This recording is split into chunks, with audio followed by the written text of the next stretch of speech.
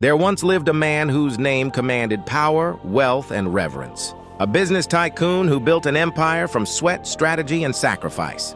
But age had worn his shoulders, and his hands, once strong enough to steer nations of men, had begun to tremble.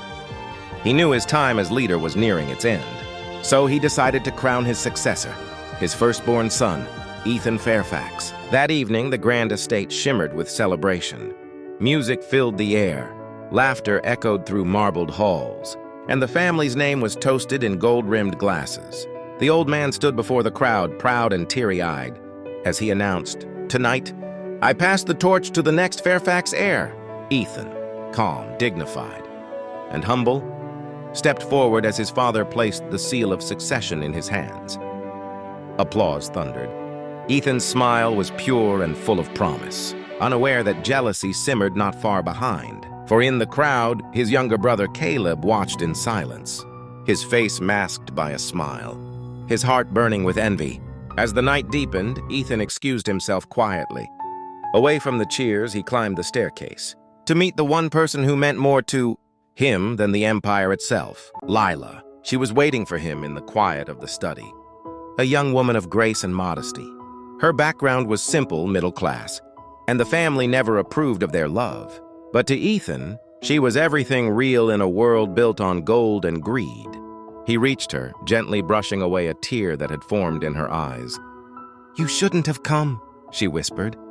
"If your father finds out—" "I don't care," Ethan smiled softly. "Tonight I wanted you to be part of my joy." They talked. They laughed. They dreamed about a future far away from the empire. And when it was time to part, Lila kissed him goodbye, unaware that this would be the last warmth he would ever feel. Moments after she left the room, a shadow crept through the corridor. Caleb. His rage had grown unbearable, his thoughts twisted by greed and hate. Without a word, he entered Ethan's room and ended his brother's life in a single, merciless act. The sound of the struggle was faint, muffled by celebration below. But Lila, who had just reached the staircase, turned back upon hearing a dull thud. She rushed upstairs and froze. Ethan lay lifeless on the floor, blood spreading beneath him. And then she saw him, Caleb, fleeing through the back door, his hands soaked in his brother's blood. "Help! Somebody help!" she screamed, dropping beside Ethan, cradling his head in her arms. When others arrived, they saw her covered in blood, trembling, crying, holding the heir of Fairfax. And without listening, they accused her. The whispers spread fast. She killed him. The outsider girl. The one who didn't belong. Lila was arrested that night. Her cries fell on deaf ears. But in the cold walls of her cell, her truth never wavered. When the police investigated further, small traces of another hand in the crime began to appear, enough to cast doubt. And so Lila was released under a secret arrangement. The police, convinced of her innocence, asked her to help expose Caleb, the real killer, who had begun weaving darker schemes to claim the empire entirely. Under the protection of the law, she became the bait. They staged her death, injecting her with a serum that slowed her heartbeat and breathing. That night, Caleb and his accomplices believed they had succeeded in silencing her forever. They even forged a letter, a false confession claiming she had killed Ethan and ended her life out of guilt. The next morning, they presented it to the authorities, pretending to grieve. But the truth was already unfolding. For Lila was alive, hidden under police custody, recovering quietly. When she awoke, her voice trembled with resolve. "He took Ethan from me, but I'll make sure he never hurts anyone again."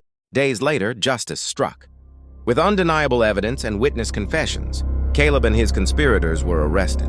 The empire that he had tried to steal crumbled before him, replaced by cold prison walls. And in that silence, the Fairfax legacy found a new light. Months passed. Lila gave birth to Ethan's child, the last living thread of a bloodline both cursed and redeemed. She raised him with love, far from the greed that had once destroyed their home. Years later, she returned with her son to the old Fairfax estate. The gardens had grown quiet, the halls empty, yet peace lingered in the air. She guided the boy to a marble stone beneath a tree, Ethan's grave. He knelt there, touching the carved name, his young eyes glistening. "Mom," he whispered, "will I ever be like him?" Lila smiled faintly, her hand resting on his shoulder. "You already are," she said, "because you carry not the weight of his empire, but the strength of his heart." The wind moved through the branches, gentle, forgiving, as if Ethan himself was there, watching over them. And so the Fairfax bloodline lived on, not in power, nor in wealth, but in love, truth, and the echoes of a man whose legacy refused to die.